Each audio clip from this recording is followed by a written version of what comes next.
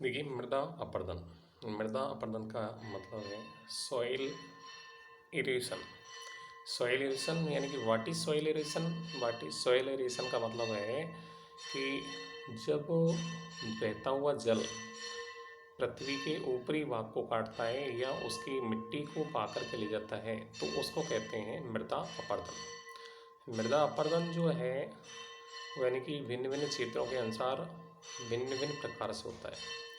मृदा अपरदन जो है मिट्टी का कटाव होता है और मिट्टी का कटाव जो है वो भिन्न भिन्न क्षेत्रों के अनुसार भिन्न भिन्न प्रकार से होता है, जो कि क्षेत्र के अनुसार जो कारण होते हैं वो भी अलग अलग होते हैं।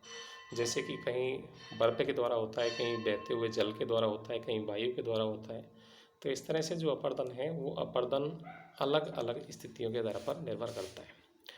या ये कह सकते हैं कि मृदा समुद्र तटों पर लहरों और ज्वार भाटों की क्रिया के कारण पृथ्वी के जो भाग हैं वो टूट करके समुद्र में विलीन हो जाते हैं। मिट्टी अथवा कोमल चट्टानों के अलावा कड़ी चट्टानों का भी इन क्रियाओं से धीरे धीरे अपक्षय होता रहता है। वर्षा और तुषार भी इस क्रिया में सहायक होते हैं। वर्षा के जल में घुली गैसों की रासायनिक क्रिया के फलस्वरूप कड़ी चट्टानों का अपक्षय होता है।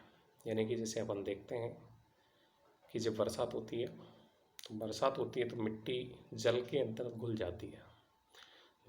क्यों घुल जाती है? क्योंकि वहाँ रासायनिक क्रिया होती है।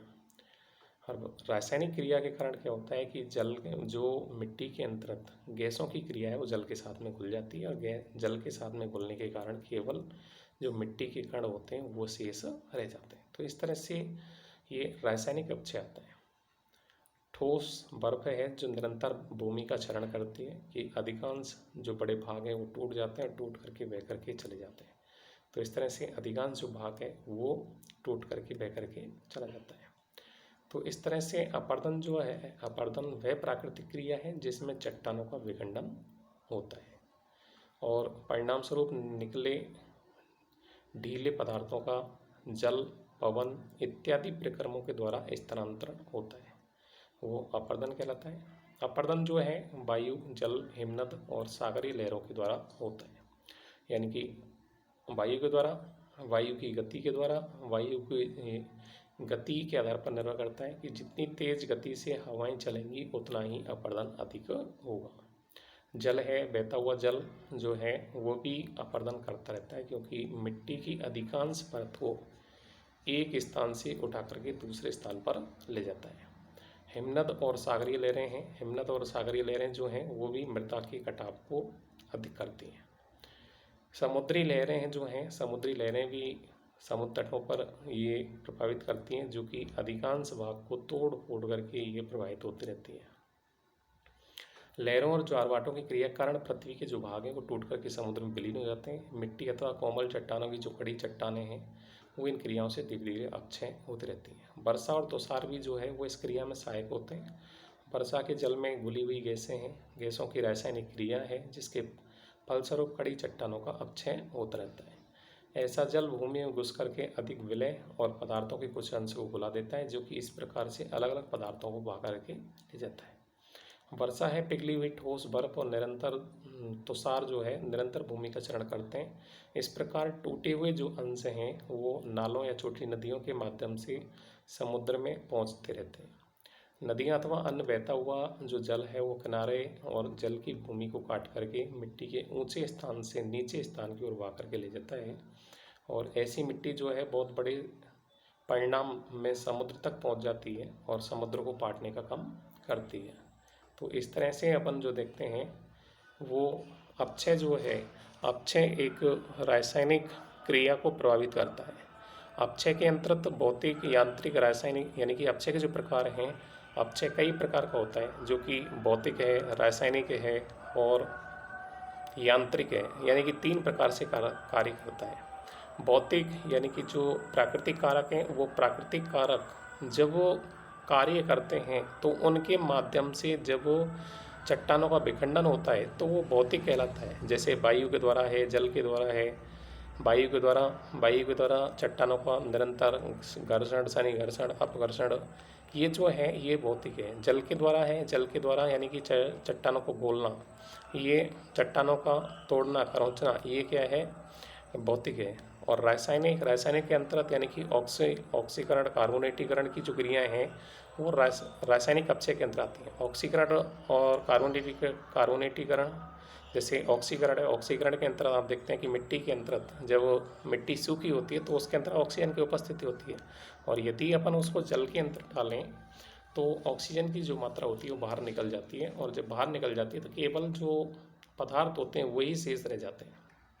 मिट्टी के जो पदार्थ होते हैं वही शेष रह जाते हैं, और ऑक्सीजन की जो मात्रा है वो अलग हो जाती है, तो वो ऑक्सीकरण की क्रिया कहलाती है। कार्बोनेटीकरण है, कार्बोनेटीकरण के अंतर्गत यानी कि जैसे कि आपने देखा है कि चूने वाली जो चट्टानें होती हैं, चूने वाली चट्टानों के अंतर्गत जब वो जल डालते हैं तो वहाँ कार्बोनेटीकरण की क्रिया होती है। जैसे कि सफ़ेदी को आपने देखा होगा, सफ़ेदी के अंतर्गत जब अपन पानी डालते हैं तो वहाँ जल जब डालते हैं तो वो गर्म हो जाता है। गर्म होने का कारण कार्बन डाइऑक्साइड, क्योंकि कार्बन डाइऑक्साइड जो है वो बाहर निकलती है, और बाहर निकलती है तो चूने वाले जो तत्व होते हैं वो जल के साथ में घुल जाते हैं, तो वो कहलाती है कार्बोनेटीकरण।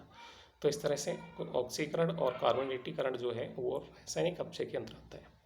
तीसरा जो आता है वो आता है जैविक अपचय। जैविक अपचय जैसे कि जैविक अपचय जो है यानी कि जैसे जीव जंतु हैं बहुत सारे, जैसे बिलकारी जो जीव हैं बड़ी मात्रा में चट्टानों को तोड़ते रहते हैं, जैसे चूहा है, अन्य कीड़े हैं, तो वो चट्टानों को तोड़ते रहते हैं जो कि एक स्थान से दूसरे स्थान पर पहुंचते रहते हैं।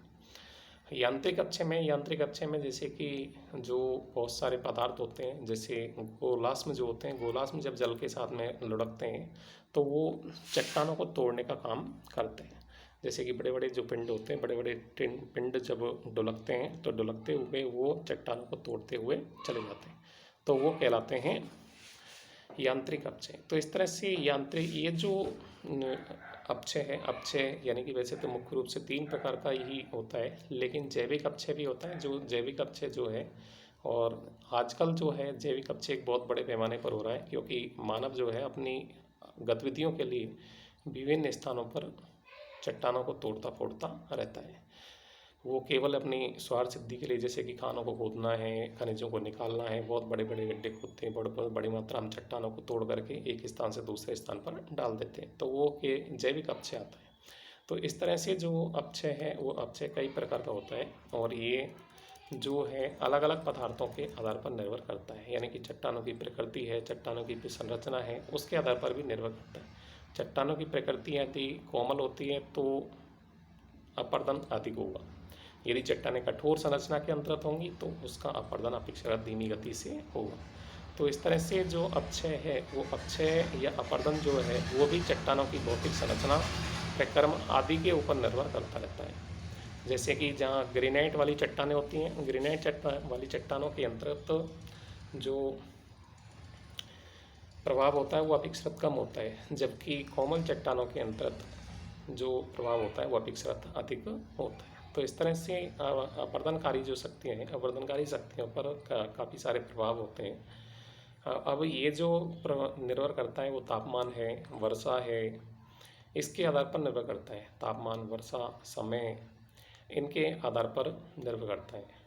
तापमान यदि अधिक होता है, यानी कि तापमान जब दिन के समय सूर्य की किरणें सीधी चट्टानों पर पड़ती हैं और अचानक वर्षा जब आ जाती है तो एकदम गर्म पदार्थ पर ठंडा जल पड़ता है, और गर्म पदार्थ पर जब ठंडा जल पड़ता है तो चट्टानें टूट जाती हैं।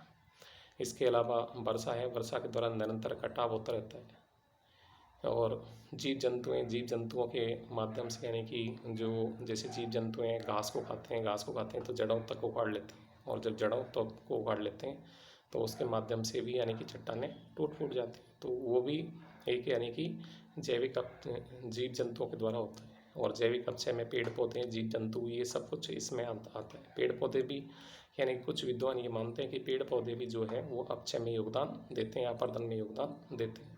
अपचय में योगदान की, जैसे पेड़ जब बड़ा होता है तो उसकी जड़ें मोटी होती चली जाती हैं, तो वो अपचय में योगदान देती हैं। तो इस तरह से अलग अलग स्थितियों के आधार पर अलग अलग प्रकार से निर्भर करता है। तो इस तरह से यानी कि अपर्दन जो है, अपर्दन मुख्य रूप से जो कहलाता है वो यानी कि चट्टानों का टूटना या एक स्थान से दूसरे स्थान पर लेकर के जाना, जो कि अपर्दन 3 कारकों के आधार पर निर्भर करता है। मुख्य रूप से वर्षा हिमानी और वायु। और अपर्दन की जो दर है वो यानी कि चट्टानों की संरचना, समय, उसके आधार पर निर्भर करती है। तो इस तरह से अपर्दन जो है, अपर्दन एक प्रकृति का मुख्य कारक है जिसके माध्यम से चट्टानों का विघटन होता है। और मृदा का निर्माण जो होता है, मृदा का निर्माण भी अपर्दन के द्वारा ही होता है। तो अपर्दन यानी कि अपक्षय जो है, अपक्षय इन अपर्दन और परिवहन इन तीनों का प्रक्रम है, जो कि आगे अपन पढ़ेंगे।